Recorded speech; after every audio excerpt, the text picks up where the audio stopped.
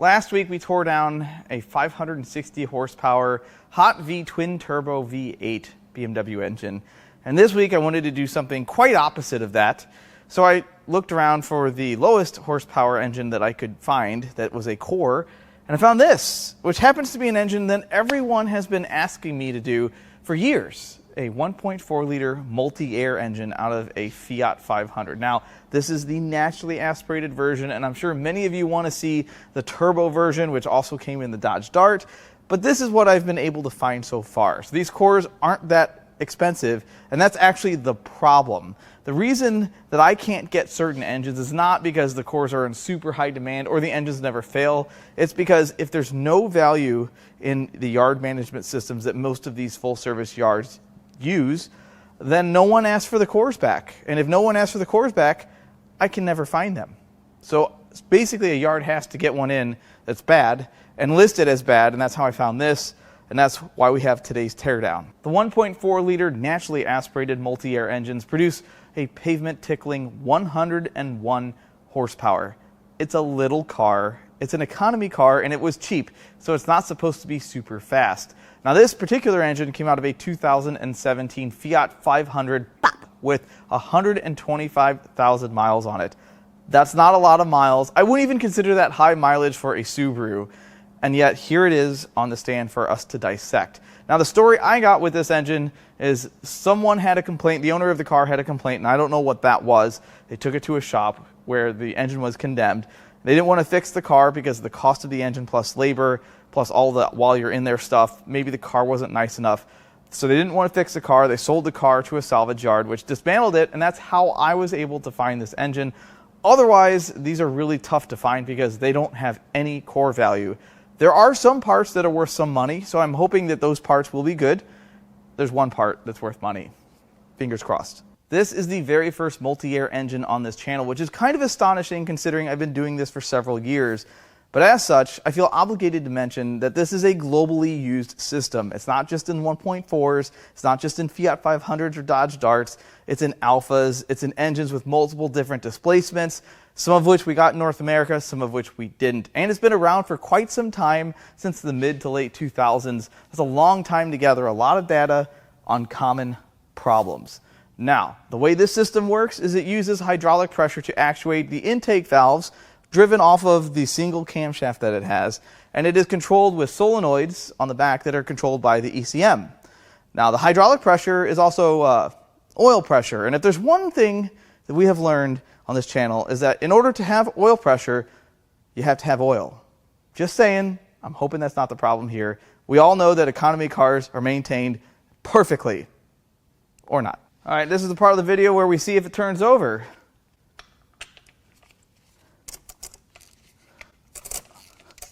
It does turn over. Feels like it has a ton of compression. I'm sure that has nothing to do with using a quarter drive ratchet. See if I can lock this. Oh, that doesn't work that way. Well, I don't hear anything knocking around in there. The very first thing I'm going to do is pull the spark plugs, but to do that, we got to pull the coils. And this is in the way. Now it's not.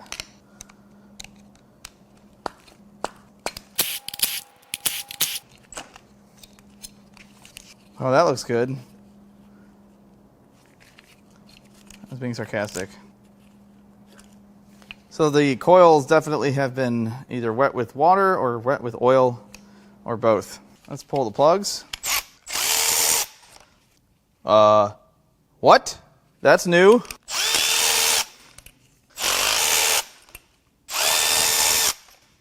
So we have some things going on here. For starters, the plugs say Lancia NGK. Could these be the original plugs? 125,000 miles? What do you guys think? But the big story here is the missing electrode and strap on cylinder 1 spark plug. It's gone. It's been circumcised. It's missing. Is it spark on demand, or are we going to find some malice in the combustion palace today? All right, I have a gripe that I've been looking at since I picked this engine up. This right here is absolutely a middle finger to people that want to repair their cars, technicians, because in order to replace a valve cover gasket, which on a European car or European engine, I'm sure that never leaks. But if you want to replace your valve cover gasket, because of this, you have to remove the intake manifold. No other reason to remove the intake to do a valve cover, but this. If they just had 2 bolt bosses here and a bracket here to support it, I understand they needed support, but some accountant is responsible for this, and I don't like it. The next first thing I'd like to do is remove the intake manifold so we can take a peek at the intake ports. Looks like we're going to have to work on this harness a little bit too. I thought it just comes out of here. Let's see, is it loose? Ish. Now we have some stuff to disconnect.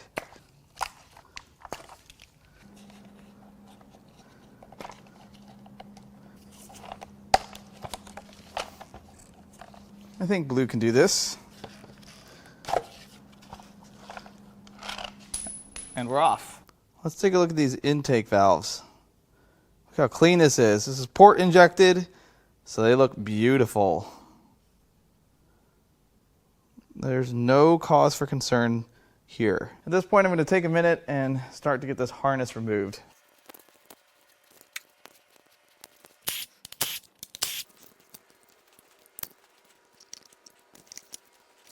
And that goes behind the timing cover.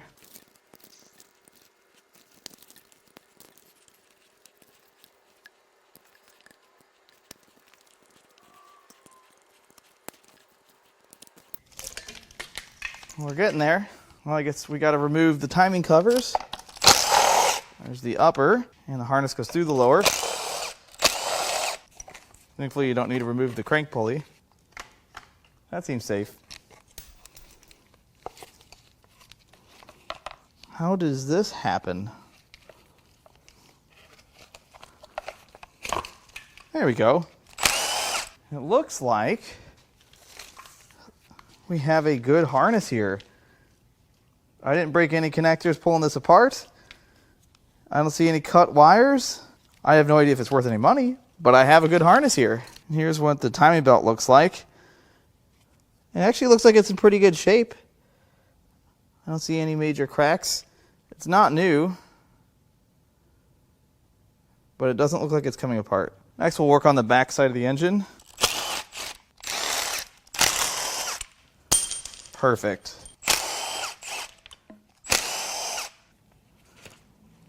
And we have a vacuum line. We'll just let that hang. Nope, we're going to get that apart. Don't want to cause any damage to this. Now we can peel off the valve cover.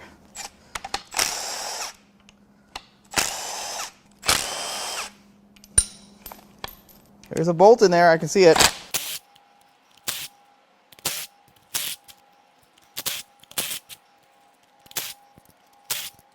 All right, this has a place to pry.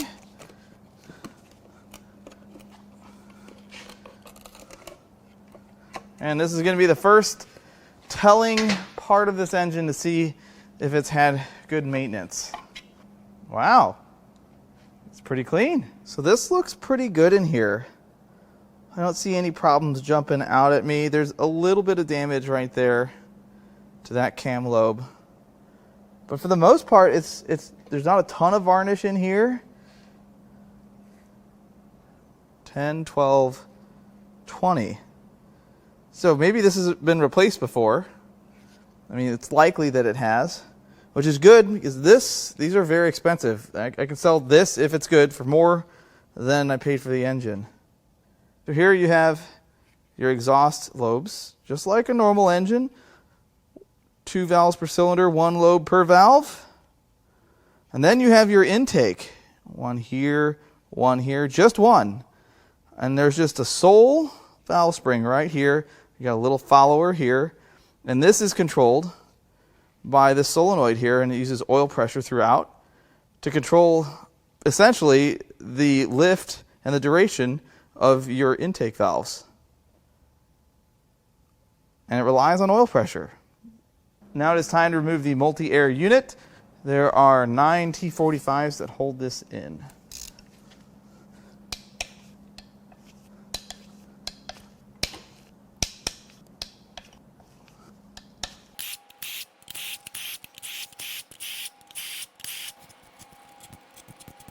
Sometimes they come right up.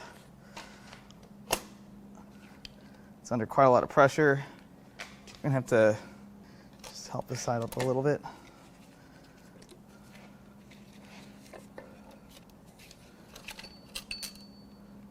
And there's our unit. Let's get these little guys out of here. I think that's all that fell out. So here's another look at the multi-air unit. There are the followers. There are the springs. And these push on the valves and operate those. Pretty crazy unit, really. And here's what the top of the valves look like. It looks pretty standard. There's just not a place for a camshaft. While we're here, let's get the vacuum pump removed. Next, I'm going to remove the harmonic balancer.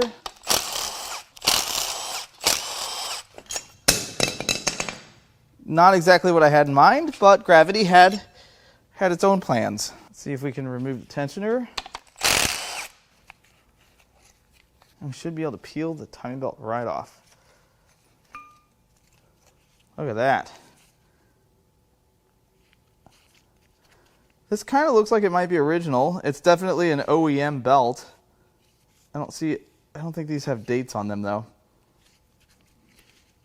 What do you guys think? Think that's original belt at 125K? I'd say so. And I don't know what the interval is for changing that either. Now it's time to cram the cam craps off.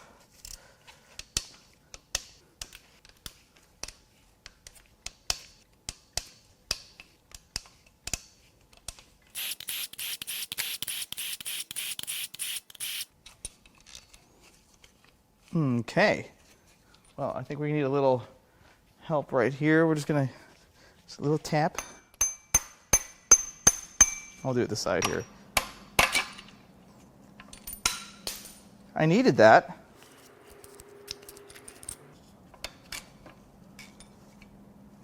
Well, the journals in the head look excellent.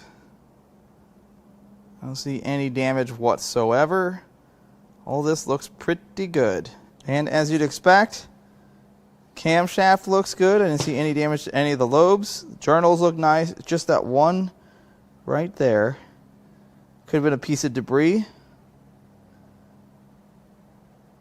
And the cam caps look excellent as well. So far, this looks pretty good. And now I'd like to show you the most disappointing aspect of this engine so far. I understand that every manufacturer is capable of making terrible vehicles, all of them. There's not one brand that only makes great engines. They all can make good ones. They all can make bad ones. Most of them can make good ones. I should say that. But there are certain things that they just took the extra step to make like crap. And it's disappointing. So cheap cars are usually made for people that don't have a ton of money. Not always, but most of the time. And people that don't have a lot of money often work on their own stuff. And manufacturers bear some responsibility of making stuff serviceable. So I'd like to show you one of the most frustrating, one of the most dumb and illogical things I've seen in a long time. To install a radiator hose, which is a maintenance item, mind you, with this style of clamp is preposterous. There's absolutely no call for that. Whoever's idea this was, I hope you get gout twice. I have one hard coolant line to remove. At least I think this is coolant. And I can't get it off. Blue. Ooh, that's on there. Why is that like that? I don't understand what you're supposed to do in this situation. I mean, it's gonna come off, right? It's designed to be removed, right? Who did this? All right, that is not coming off. Let's try a chisel driver.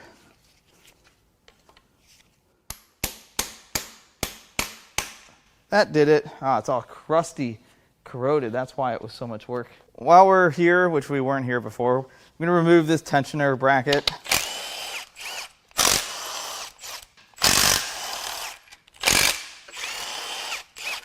Oh, there's more bolts.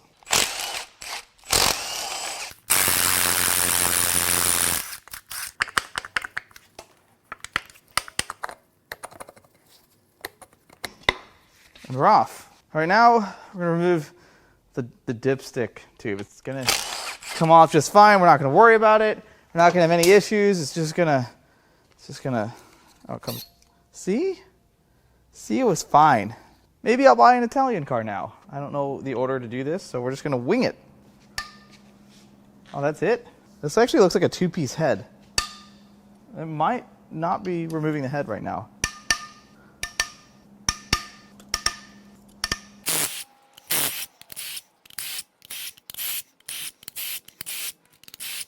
Let's see. How long are these bolts? No, these are not head bolts. These are, I don't know what you want to call this part. This is going to come off separately. Gasket's in the way. We're going to give this a little tap. Yeah, it's like a lifter tray. It's like a lifter dropping machine. It's fine. There's the head bolts. And now it's time to crack the real head bolts loose. See how tight these are. That feels better or worse.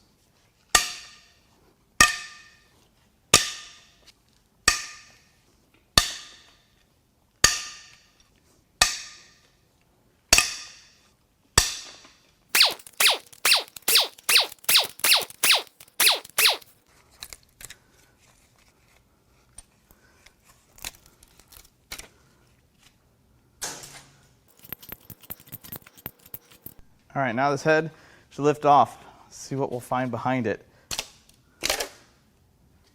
Ooh. Well, it was not a good engine. Get this head gasket off. Launch some dowels out of here. Head gasket doesn't look too bad. I don't see any problems there. But you can probably kind of see a problem already. So normally you don't start at the back, but we're going to do it because that looks like the most normal. A lot of carbon. And then this one, it looks like it's got some shiny spots, but I think, I don't know. I don't know what to think about the middle two. However, I know what to think about this one. This one definitely had part of a spark plug bouncing around in there for a few thousand miles. Or maybe just a few minutes, but that did a ton of damage. It's like shot peened, but you don't want to do that to your pistons. Look at the crazy dish these have. This one, nothing is there's no huge dents, but lots and lots of little ones. And if you look at the cylinder wall, oh yeah, that's bad. See, that's what it normally looks like, and that is bad. The rest of this looks okay, but we still have to do our test. In the name of science,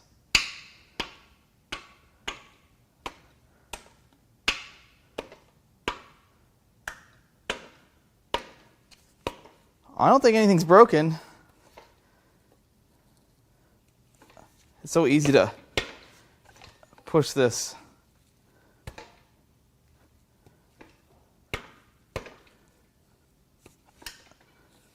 You can see how absolutely different that piston looks than that one. Again, we're starting at the back, and I'm sorry. That looks okay. I mean, these are pretty grody and grungy looking. I bet this thing wasn't driven that hard. And they probably, you know, obviously they use 87 octane or low octane in it. But there's the results of porcelain and the electrode and the strap bouncing around in here. There's no huge dents, just lots and lots and lots and lots of little bitty ones. I think you could probably run a head like this after a valve job, but I don't know anyone that would. It's probably going in the scrap bin. Before we roll this thing over, we're going to remove the oil filter and take a look.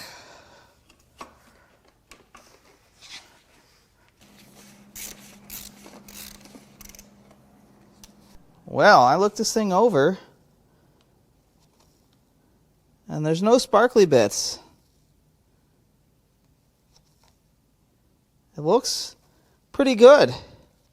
And the failure mode on this engine so far doesn't really lend my brain towards an oil-related failure. Now we're going to rotate this thing all the way over so we can pull the oil pan. See what comes out. Coolant. A little bit of oil. Not too bad. All right, now we need to remove the pan, but first, I think this is for vibration or noise.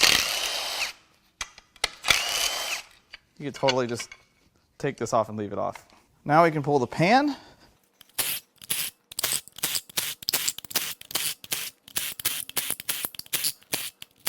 You get all these bolts out at once. See how hard it is to get this off.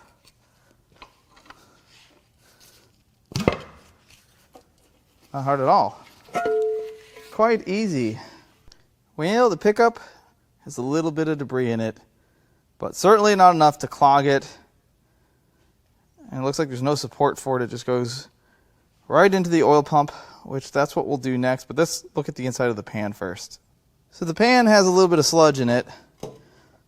I would say they probably could have been a little bit better with their oil changes, but it's not terrible. I don't see any silvery, sparkly bits. That's always a win. I'll take sludge over sparkles any day. Now it's time for the crank bolt.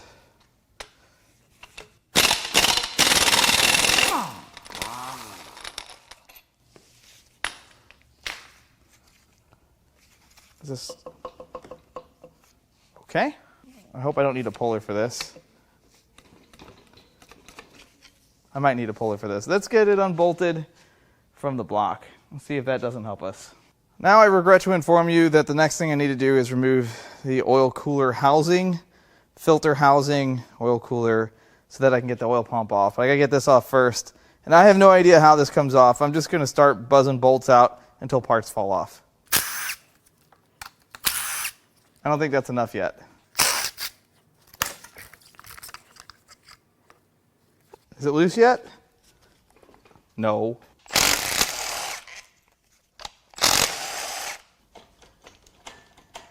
Oh, it's wiggly now. All right, let's get blue.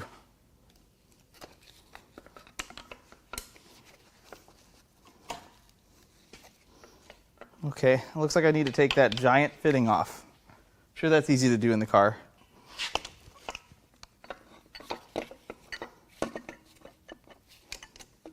Hey, look at that. Progress. Of course, that one's blocked by the crank sensor. What a convenient place to put it. Okay, I don't think this is going to work, but we're trying it.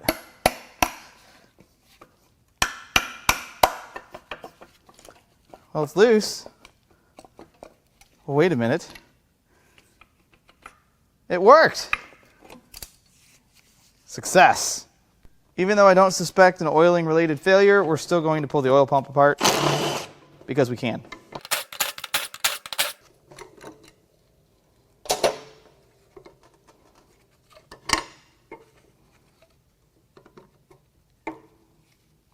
Yeah. Well, this thing is in pretty good shape. I didn't suspect we'd see a bunch of damage, and we don't. All looks really nice. Not a ton of pock marks or signs that debris ran through here. Looks good. Now these engines have a bed plate design, which means that the main caps are part of the lower block half. So there are some things that bolt to this, and if you damage this, you can't just replace one of these. You have to do the things and make sure it's line bored, since the crankshaft runs directly through the center of both pieces. We're going to just rotate this over a little bit so we can get the rods and pistons out. Just like that. Get these cracked loose.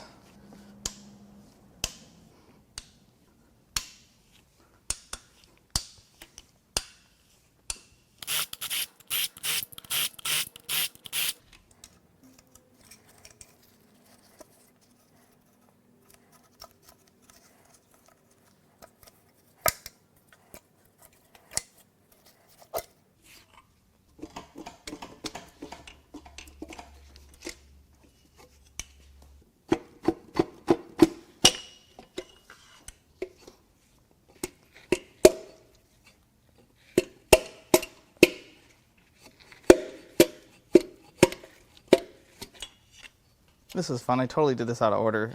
Should have pulled the bed plate out. And it's out. Let's see if I can salvage this.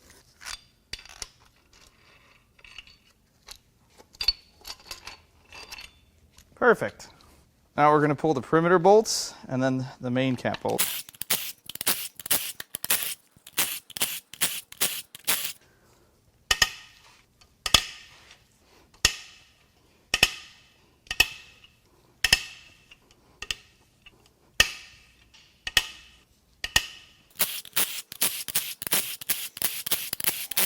Got this rear main seal plate.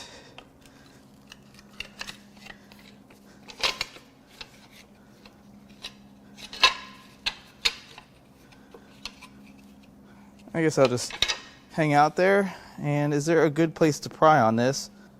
No. There is a little bitty place right up here. Look at that.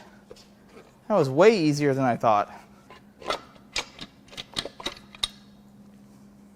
And now I can pluck the crankshaft out.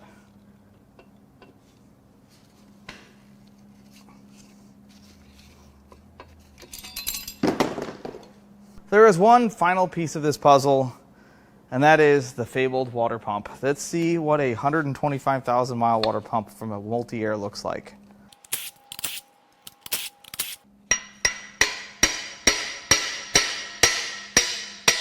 That's how you remove them, right? I got all the bolts out, right? What in... Well, it's an original unit. Chrysler. Still has the 04892713AB. That's the part number. And it spins nice. There's no signs of leaks anywhere, but unfortunately my removal method, it compromised the plastic impeller right there. It's really unfortunate. It's my fault that this thing's dead.